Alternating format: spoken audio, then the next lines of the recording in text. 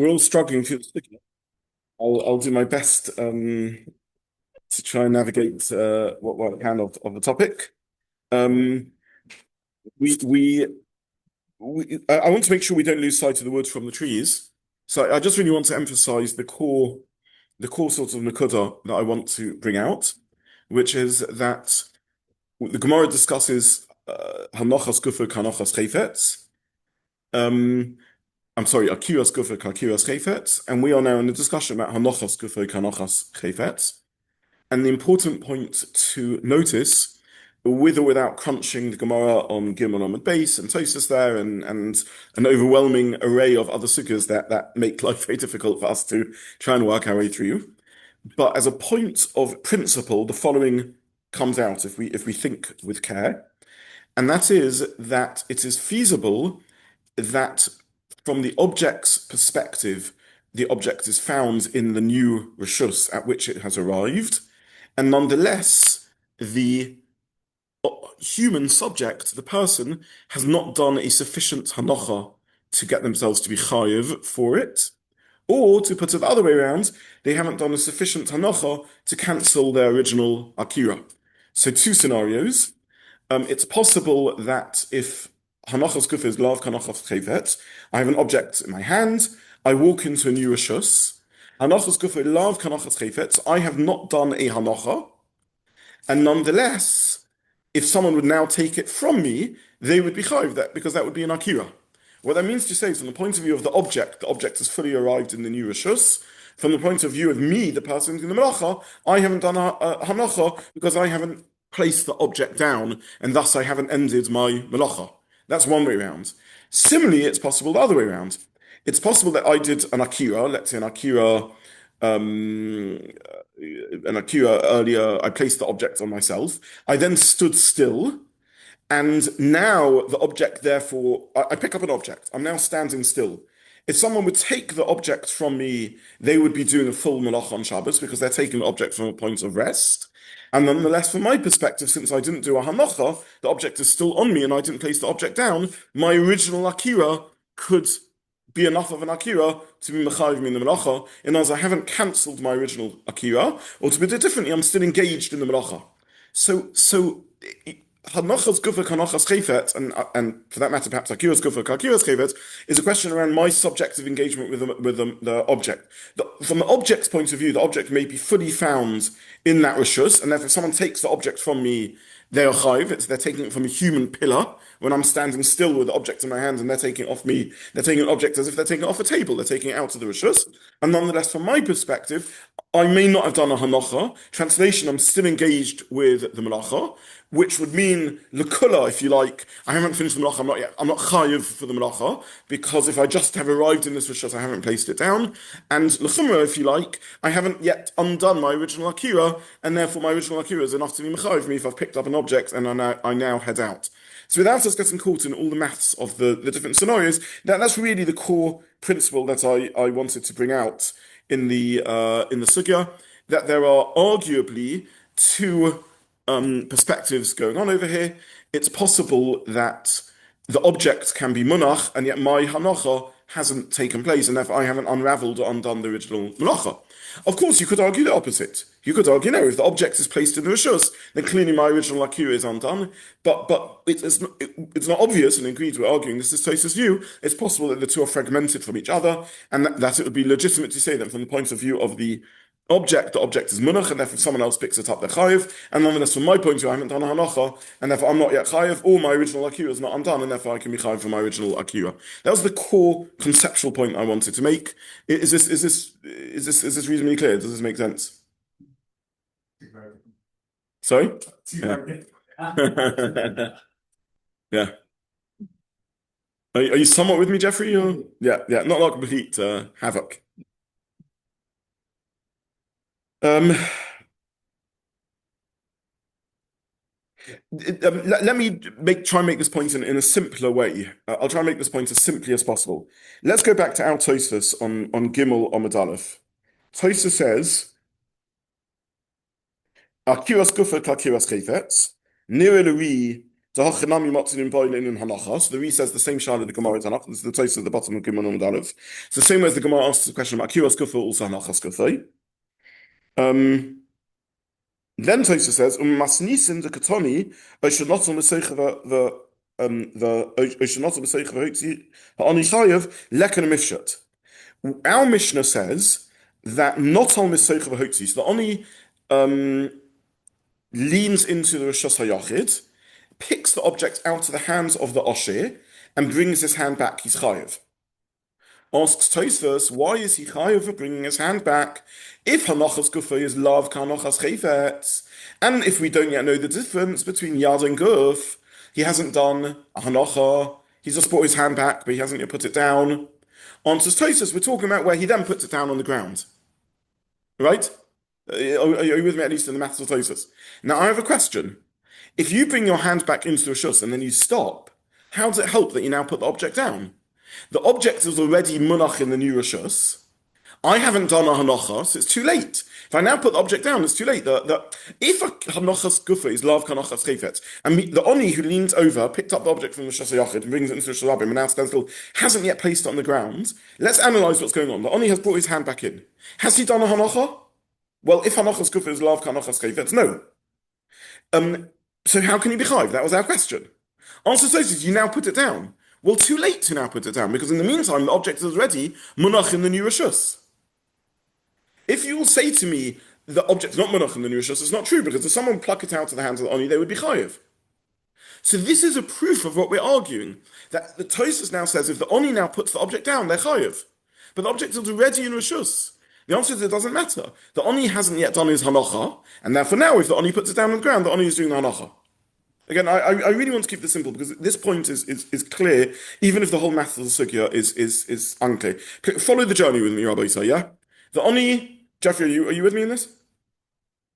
I don't agree with jumping, the fact that there has to be a time lag between him, the oni bringing it in and bringing it You could scratch there's no time lag. But again, it's adding yet another sort of heichatimtza to the Mishnah.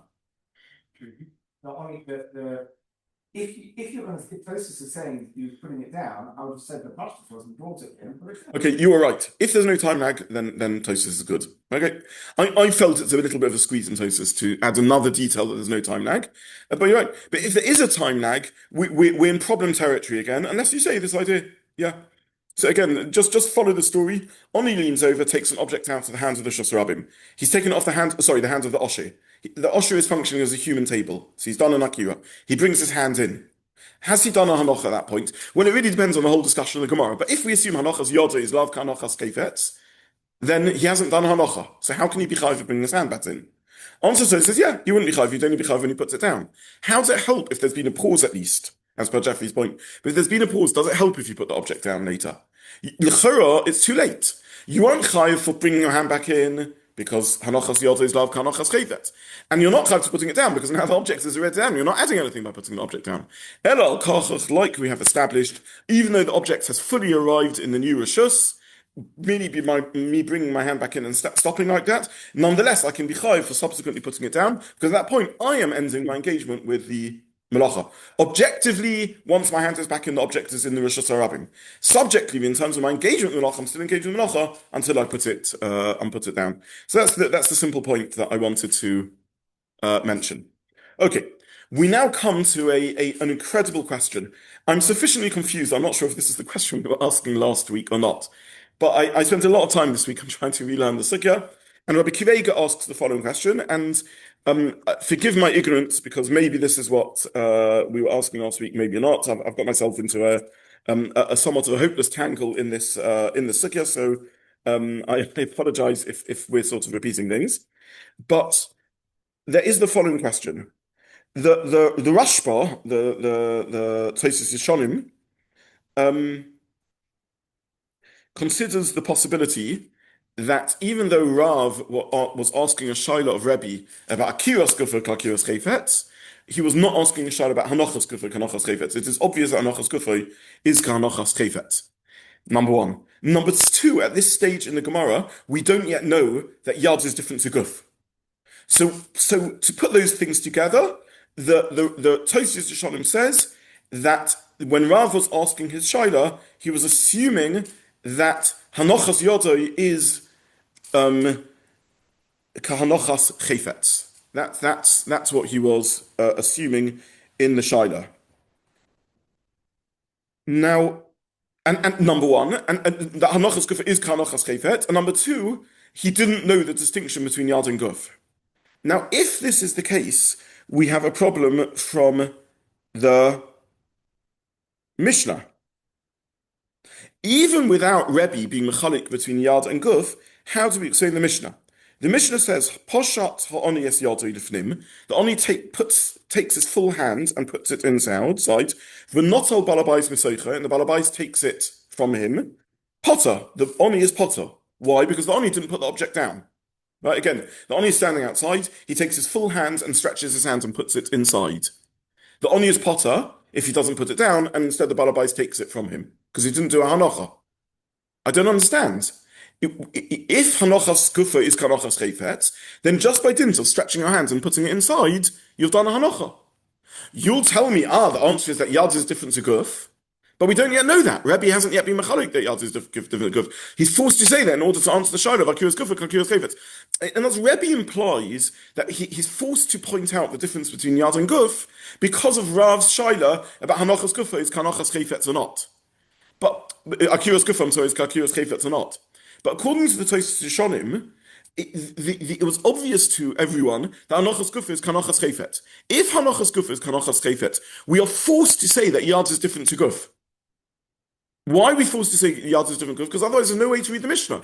The Mishnah says that if the oni stretches his hand inside, he is potter. Why? Because he hasn't put the object down. I don't understand. His hands has come to rest in rishus ha yochid. So why isn't that hanocha? Elamai, one of two things: either hanochas guf is lav kanachas chayfetz, or yad is different to guf. So in the Tosfos Shonim's world, we're forced to say that yad is different to guf, even irrespective of hanochas guf is akiras guf is akiras chayfetz or not. Yeah. We look at the possibility that the hand is not different to the guf, but it's part of the guf. The guf is not situated inside, so someone sticks his hand inside. Yes, we don't call the object in because it's still on his hand. His hand is. But that's not what Rebbe said. That's not what Rebbe said. Rebbe had to point out. Rebbe was bothered by a question. If hanochas gufo is kanochas chayfetz. Sorry, if akiras gufo is akiras chayfetz, Rebbe was bothered with why is this different to yodoi? Yodoi b'shuta, his outstretched hands. And Rebbe was forced to answer that yad is different to guf because of exactly your svara. An outstretched hands is different to a guf. Because only once you've established a guf. Yes, that's what he says. Rebbe says akiras guf is akiras chayfetz. Now I have a problem from yad. I have to tell you that yad is different to guf. That implies that were Rebbe to have said akiras guf is lav akiras chayfetz, I wouldn't have to distinguish between guf and yad. Not true. I would have had to distinguish between guf and yad because even in the Havamina, that akiras gufo is lav akiras chayfetz, the Rashba, the Tosfos Rishonim told me that hanochas gufo is kanochas chayfetz. Was this the question we asked? Sorry. Why is that enough? Oh, so you're going to say a hand sticking out is not hanocha? Then why does Rebbe have to? Then why does Rebbe have to say that? If again. Did Rebbe says that Einu Domini Yodoi, and he's forced to say that because of Akiras, because he paskins Akiras Gufo is Akiras Chayfetz. But there's a difference. Because in that scenario where Rebbe is referring to the Mishnah, he's referring to a case where someone then picks it up off the hand. That's not the same case as someone sticking their hand out into the inside, or sticking their hand inside, but nothing's happened to the object. The Einu Domini Yodoi. Because once I pass in the code given him chafetz, I should be chayev for taking it off the ani who sticks his hand inside. That may not be the same as an ani. Rashi translates the Einu Domini Yodoi that if an ani has his hand stretched inside and the balabais loads his hand and then the ani pulls his hand in, the ani is potter. Why? Time for the jacket to come off, Rabbi. So this is hard work. Yeah, why? Sorry? Why? Because there's no Akira. Akiras Gufo is Akiras Chayfetz. Yards is different. So Rebbe implies that in his Havamina, he thought that in the same way Rebbe implies that were Akiras Chayfetz love Akiras Gufo, he wouldn't have to distinguish between a hand and a body.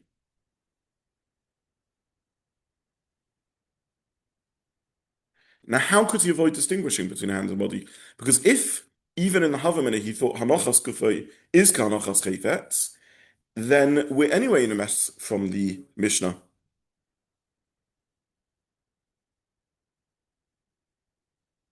Was this the question that we asked last Sunday or not? No?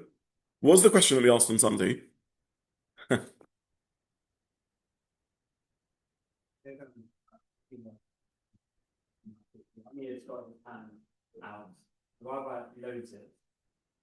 Sorry, so talk me through the story again. Ani's got his hand inside, stretched out. Into the Rosh Hashanah. The Ani's either way, yeah. No, let's give me a specific case. The Ani's his hand inside. Into the Rosh Hashanah, okay. So yes, into the Rosh, yes. The Balawak puts something on it. Yes. And the Ani sticks his hand out. Brings his hand out, yes. Right. That's the case of Pastor. Yes. That's the question we would have, that he should be chayav. That is Rebbe's question, yes. That is the question that Rebbe asked. Because Rebbe says, what's the case of Eino Domiliyadai? Yosh Rashi, Hapshuta Lifnim, the Oni's hand is stretching on. Why would he chayav? No, then I understand why he would be potter. If Akiras Gufo is lav Akiras Chayfetz, says Rebbe, I understand why the Oni pulls his hand back in his potter, because his hands is a little guf, and putting your hand back in is an Akiras Guf, and Akiras Guf is lav Akiras Chayfetz. But since Akiras Guf is Akiras Chayfetz, says Rebbe, when I pull my hand back in, I'm doing an Akiras Guf. So why shouldn't I be chayiv? Answers Rebbe, because Yoda Pshutta is different. Yoda and Eich, whatever exactly that means.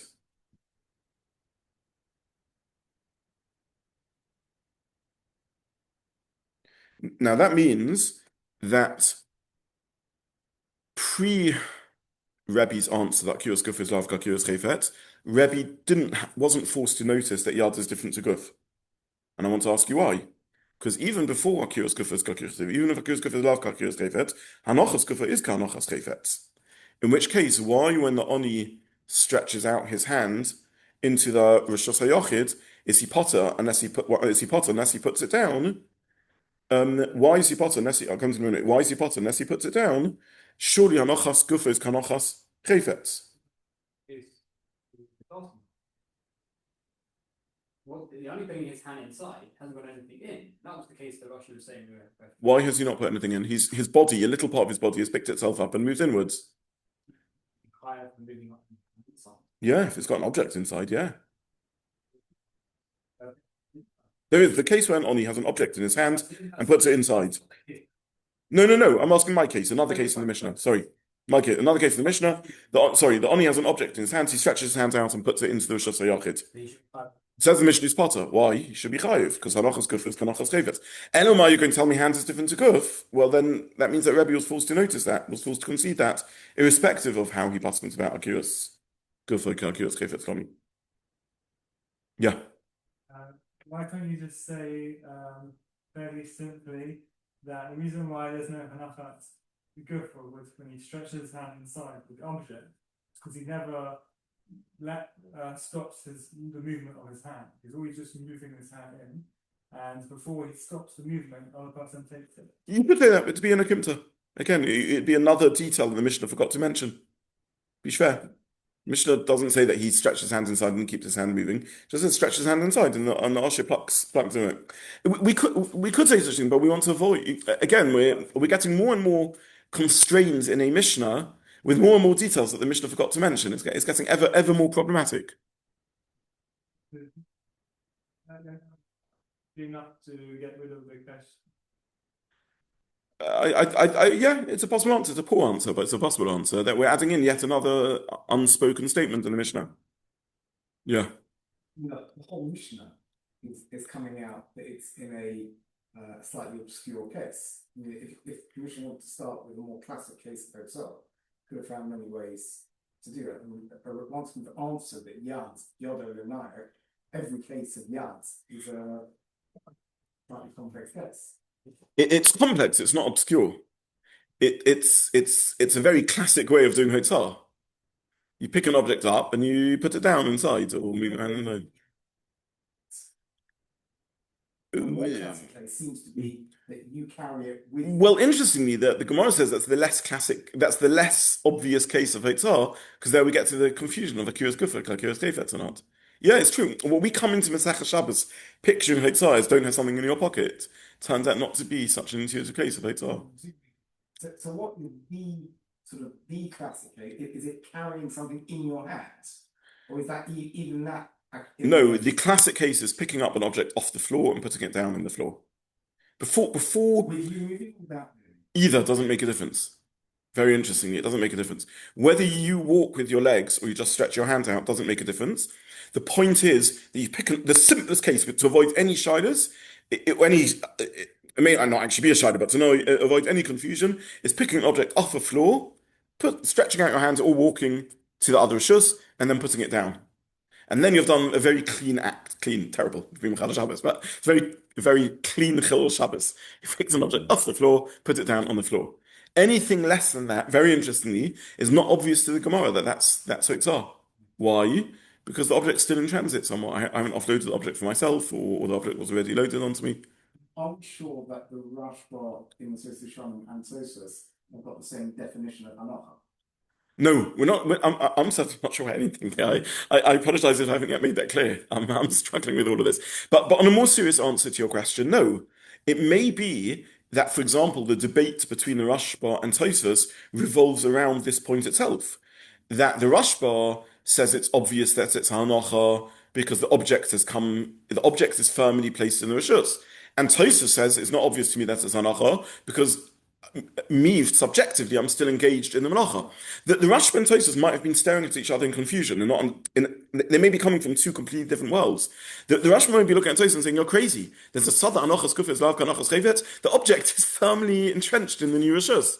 And Tosfos may have been saying, "Yeah, but you haven't done your action." Or maybe not. Maybe the Rashba's in Tosfos' world and also understands it's about activity and offloading it, but he thinks it's obvious if you come to a standstill, you've ended your action. Yeah, and these are, I'm in a sense, I'm simplifying things because these are all debated by the poskim, and I'm trying to avoid extra marim and komas of Rabbi Kivegas and Kazanishes, and it's a whole tangle this. So I'm just trying. I realized in the last year we lost sight of the original. So I just want to keep this very pristine. That however we crunch the data in the sugya, there are two factors we need to think about.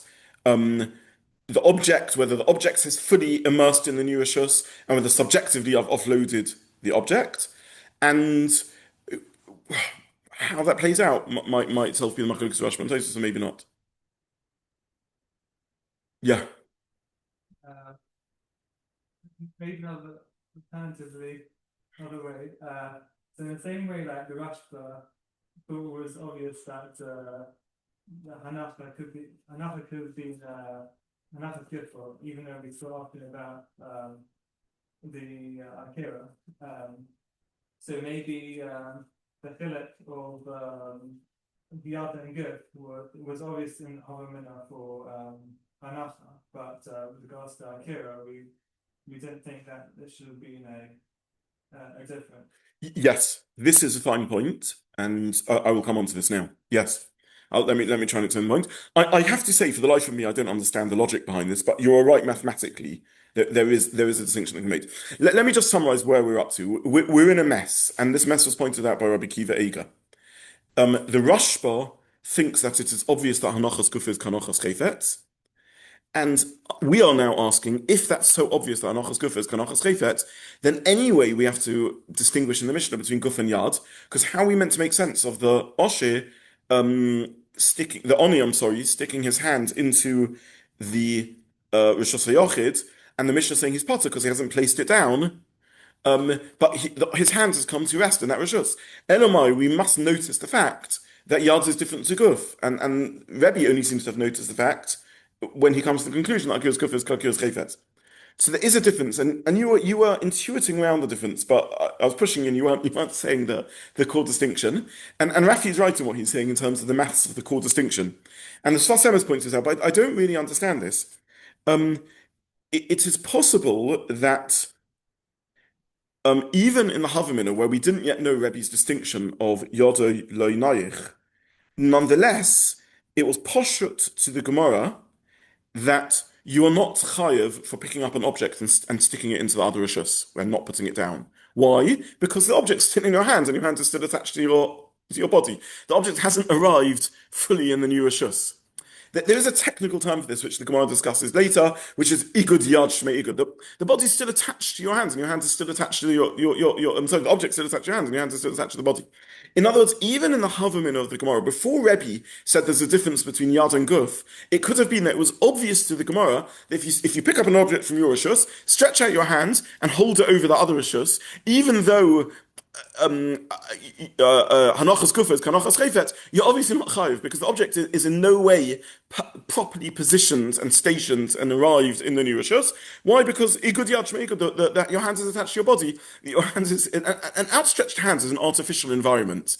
It's by definition a temporary situation, and the object hasn't arrived fully in the rishus, and therefore, even before Rebbe gave his answer that yad is different to body, it may have been obvious to the Gemara that our scenario, Posha Oni, the Oni picks up an object from his rishus, stretches out his hands into the rishus Yochid, and doesn't put it down, but then the Osher takes it from him. It may have been obvious to the Gemara that you have not done sufficiently the melacha, because an object that's, even though the object has been picked up from the rishus Rabbim and arrived in the rishus Yochid, it may have been obvious to the Gemara that in no way is this a sufficiently complete melacha, because it's still in your outstretched arm. This is the answer the Sfas Emes gives to Rabbi Kive's question. What didn't Rebbe understand? Rebbe didn't understand the other way around. The other way around is where you stretch out your empty hand into the other rishus, and the Osher puts the object into your outstretched arm, and then you bring your hands back. Why did the Gemara not understand that? Because in that situation, you have moved your hands back to where you are. The hands has arrived back to your rishus. So of course the object has arrived at its destination. The object is now back with me, being held in my hand. And the Sfas Emes, and I don't really understand this, is open to the possibility that in my outstretched arm, someone putting something to my outstretched arm, me bringing my outstretched arm back into my rishus is an akira, because I'm moving my arm. It was resting in my hand and I'm moving it back. And anocha, because the object has now landed in my rishus. The maths of this works. My head doesn't really I can't really get my head around it, because if my outstretched arm isn't fully is sort of edging to be pulled back and it's not properly in that rishus, then maybe there's something lacking in what I've done, because the Osher places it in my outstretched arm, and at that point it's already semi-removed from that rishus because my arm is stretched out. And that indeed is what Rebbe says. So I don't really understand the difference between the two scenarios, but mathematically that's the distinction we would have to say. One second. Mathematically that's the distinction we would have to say, that if I put my arm out, maybe the Gemara understood this is an insufficient hanacha, but if something's placed in my hands and I bring it in, maybe that is a sufficient akira and hanacha in so doing. Yeah, sorry, point. Stick my hand inside, the object's still not really addressed, because again, it's from my body, it goes outside, Yeah. so this potentially attach that. But when something goes into me and I move my hand, that inherently is an akira of the object. The object is now moving up. The moment I transfer it beyond the window and bring it out, I've done the akira. And so I've done the akira, it comes towards me, I've done the hanacha. So from the object's perspective, there's an akira hanacha in that scenario. In the situation, an object sitting on an outstretched arm, Zeroya Natuya, is the object fully in the rishus in which its airspace it's in? When it starts on the outside, Yeah. no, because it has that connection to the hand. And when it started on the inside and it's in my outstretched The arm? moment that you hand up, you're starting to rebuild. But while it's resting in my hands, it's fully in that other rishus.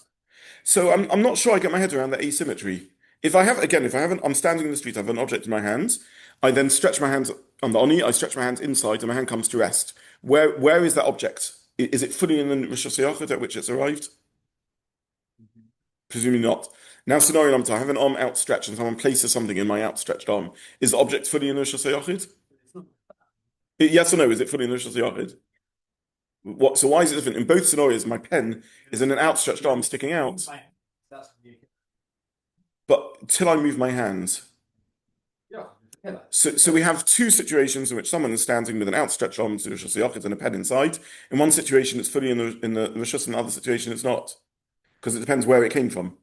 I'm not sure I get that from the object's point of view. I don't know where the history matters. That's my problem. I'm not dismissing it. I'm struggling with that. From my subjective point of view, my action point of view, I can hear where it started makes a difference. What action have I done? From the object's point of view, I don't understand why objectively it makes a difference where the object, what the history is. Where is the object now found? That's what I'm struggling with. Rafi, You maybe made the logic behind the difference is because, like we were saying beforehand, that it's difference between a subjective halacha that you need to be to like which ends the Akira and the item being at rest, but and that's that it could be at rest even if it's not actually entered the Akira.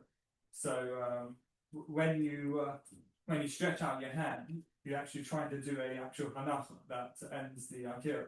So that's a harder thing to do than to actually do the Akira. You could say such a the problem is the Rashba, and I hope this is what you were saying before.